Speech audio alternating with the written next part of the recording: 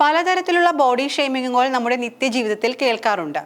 ഒരുപാട് വണ്ണം വെച്ചല്ലോ, അയ്യോ നന്നായി മെലിഞ്ഞു പോയല്ലോ, അസുഖം വല്ലതുമുണ്ടോ, എന്ത് മുടി ഉണ്ടായിരുന്നതാ, ഇപ്പൊ മുടി എല്ലാം കൊഴിഞ്ഞ് മൊട്ടത്തലയായി, കറുത്തുപോയല്ലോ തുടങ്ങി നിരവധി കമന്റുകൾ സ്ഥിരം പറയാറോ കേൾക്കാറോ ഉണ്ടോ? എന്നാൽ ഇത്തരം ബോഡി ഷെയ്മിംഗ് വാക്കുകൾ ഉപയോഗിക്കുമ്പോൾ ഒന്ന് ശ്രദ്ധിക്കണേ, അല്ലെങ്കിൽ എട്ടിന്റെ പണി കിട്ടും. ഗാർഹിക അവഹേളനവും വിദ്യാഭ്യാസ യോഗ്യത പരിശോധിക്കുന്നതും ഗാർഹിക പീഡനത്തിന്റെ പരിധിയിൽ വരുമെന്ന് ഹൈക്കോടതി വ്യക്തമാക്കിയതോടെ ഇത്തരം പ്രയോഗങ്ങൾ നടത്തുന്നവർ ഇനി നിയമക്കുരുക്കിൽപ്പെടുന്നതാണ്.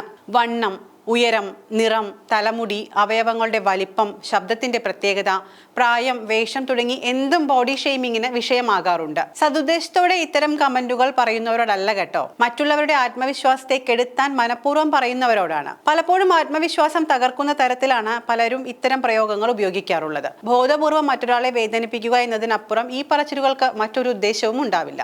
സ്വന്തം ശരീരത്തെ വെറുക്കുക, അപകർഷതാബോധം ഉണ്ടാക്കുക, ഉത്കണ്ഠയും ഉറക്കക്കുറവും ഉണ്ടാകുക, മാനസിക സമ്മർദ്ദം കൂട്ടുക തുടങ്ങി ബോഡി ഷെയ്മിങ്ങിനെ തുടർന്നുണ്ടാകുന്ന പ്രശ്നങ്ങൾ പലതാണ്. കുട്ടികളെയും കൗമാരക്കാരെയുമാണ് കൂടുതലായി ഇത് ബാധിക്കുന്നത്. എന്നാൽ ബോഡി ഷെയ്മിംഗ് നടത്തി വിദ്യാഭ്യാസ യോഗ്യത പരിശോധിച്ചു എന്ന പരാതിയുടെ അടിസ്ഥാനത്തിൽ ഭർതൃ സഹോദരന്റെ ഭാര്യയ്ക്കെതിരെ ഗാർഹിക പീഡന നിയമപ്രകാരം എടുത്ത കേസ് റദ്ദാക്കണമെന്നാവശ്യപ്പെട്ട് നൽകിയ ഹർജി തള്ളിയാണ് ജസ്റ്റിസ് എ ബദറുദ്ദീൻ ഇക്കാര്യം വ്യക്തമാക്കിയത്. കണ്ണൂർ കൂത്തുപറമ്പ് പോലീസ് രജിസ്റ്റർ ചെയ്ത കേസിൽ മൂന്നാം പ്രതിയാണ് ഹർജിക്കാരി. ഭർത്താവും അമ്മായി അച്ഛനുമാണ് ഒന്നും രണ്ടും പ്രതികൾ. മൂവർക്കുമെതിരെ IPC സെക്ഷൻ 498A പ്രകാരമാണ് പോലീസ് കേസെടുത്തത്.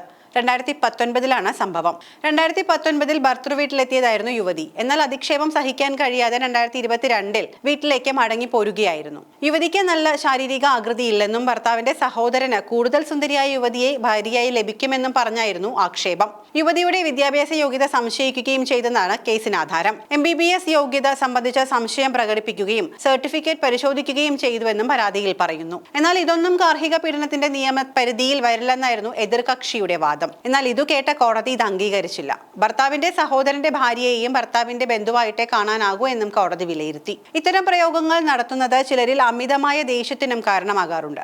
കുശലാന്വേഷണത്തിന്റെ ഭാഗമായി ചോദിക്കുന്ന പല ചോദ്യങ്ങളുമാണ് പലരെയും ഇത്തരം അവസ്ഥകളിൽ കൊണ്ടുചെന്നെത്തിക്കുന്നത്. എന്നാൽ ഇങ്ങനെ ബോഡി ഷെയ്മിംഗ് ചെയ്യുന്ന പലർക്കും തങ്ങൾ ചെയ്യുന്നത് ബോഡി ഷെയ്മിംഗ് ആണെന്ന് അറിയില്ല എന്നതാണ് ഏറ്റവും കൗതുകകരമായ മറ്റൊരു വസ്തുത. ഇതൊക്കെ കേട്ട് ഭക്ഷണരീതികളിൽ പോലും മാറ്റം വരുത്തി പട്ടിണി കിടന്ന് വണ്ണം കുറയ്ക്കാൻ ശ്രമിക്കുന്നവരും നമുക്കിടയിലുണ്ട്. ഇത് ഗുരുതരമായ ആരോഗ്യ പ്രശ്നങ്ങളിലേക്കുമൊക്കെ വഴിവെക്കുന്നുമുണ്ടെന്നാണ് റിപ്പോർട്ടുകൾ പറയുന്നത്. ഇതൊക്കെ കണക്കിലെടുത്താണ് കോടതി ഇത്തരം ഒരു വിധി പുറപ്പെടുവിച്ചിരിക്കുന്നത്.